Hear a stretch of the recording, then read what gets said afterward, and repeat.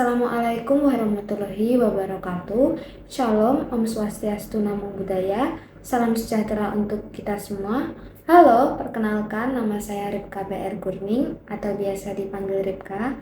Saya adalah mahasiswa manajemen semester 1 dari kelas MJ 218. Dalam video ini saya akan membahas fenomena yang lagi marak banget, yaitu pinjaman online atau biasa disebut dengan pinjol. Nah, judul presentasi saya ini adalah pinjol, friend or foe.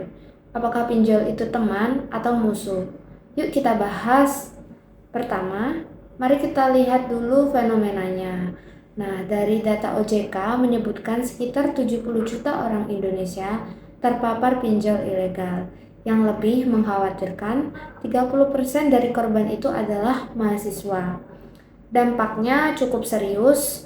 Ada yang diteror penagih, ada juga yang sampai drop out kuliah atau di DO, bahkan tidak sedikit juga yang bunuh diri karena tekanan utang. Nah, ini bukan masalah sepele, ini darurat nasional.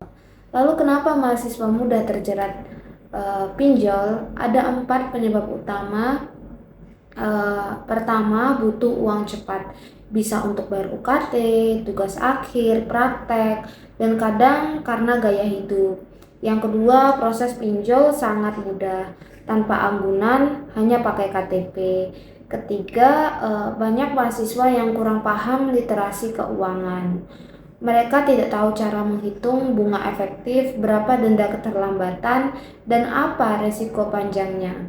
Nah, yang keempat, ada rasa malu untuk meminta bantuan ke orang tua atau teman. Akhirnya, pinjol jadi pilihan yang instan dan berujung kepada petaka. Nah, menurut saya sendiri sebagai mahasiswa manajemen, pinjol ini punya 2 sisi.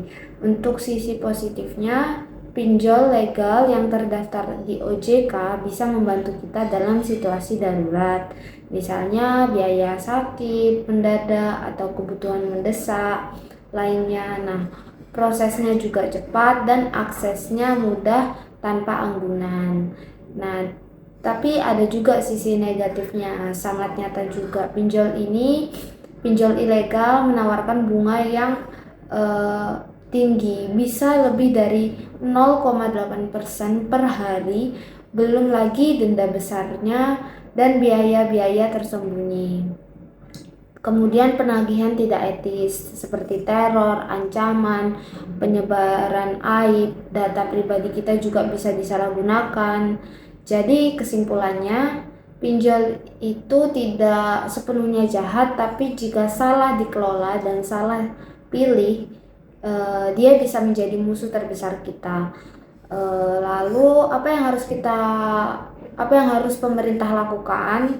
Ada 4 poin penting menurut saya. Yang pertama, cabut izin pinjol ilegal dan beri sanksi tegas bagi pinjol legal yang melanggar aturan.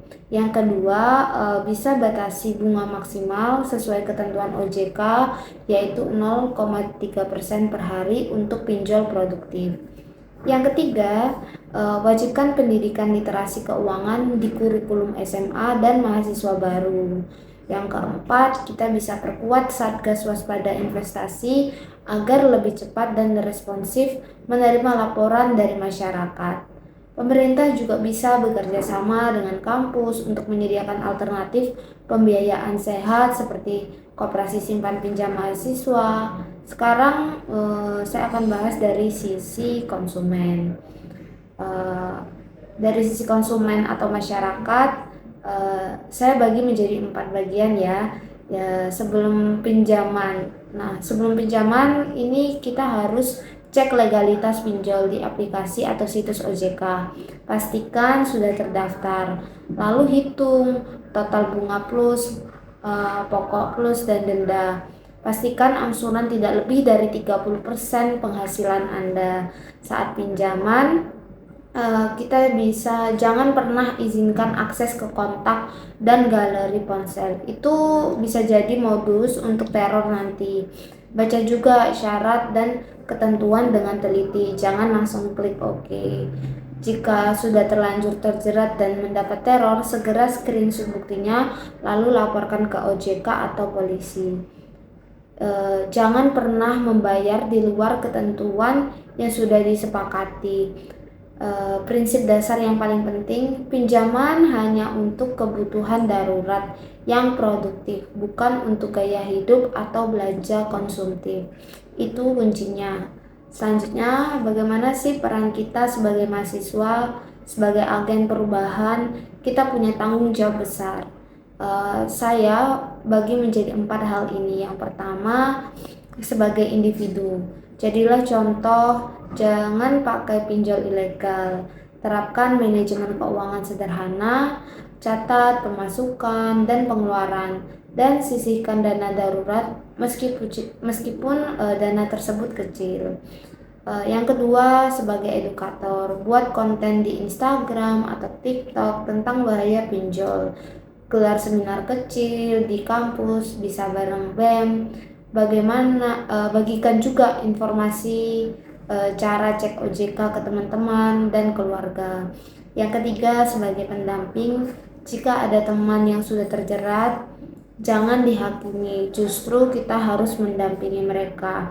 Bantu dia melapor ke OJK, ajak ke biro konseling mahasiswa jika stres karena utang, dan cari bantuan hukum jika ada teror. Yang keempat, kita sebagai mahasiswa bisa menjadi inovator. Usulkan program ke pihak kampus, misalnya dana talangan 0% dari koperasi mahasiswa, kemudian dorong kerjasama dengan bank untuk menyediakan kurung mahasiswa bunga rendah.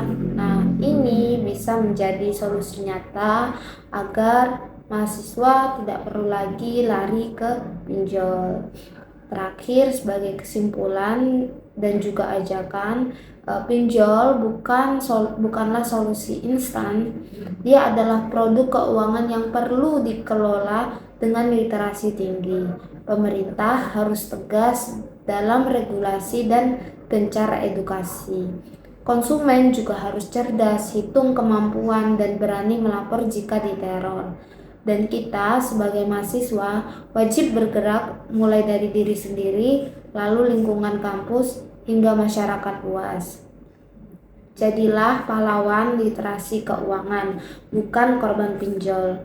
Aksi nyata yang bisa kita lakukan hari ini adalah dengan membagikan konten edukasi ini, dan ingatkan ke teman-teman sebelum mereka pinjam sembarangan, dan laporkan jika menemukan pinjol ilegal di sekitar Anda. Sekian presentasi dari saya. Mohon maaf jika ada kekurangan. Wassalamualaikum warahmatullahi wabarakatuh. Terima kasih.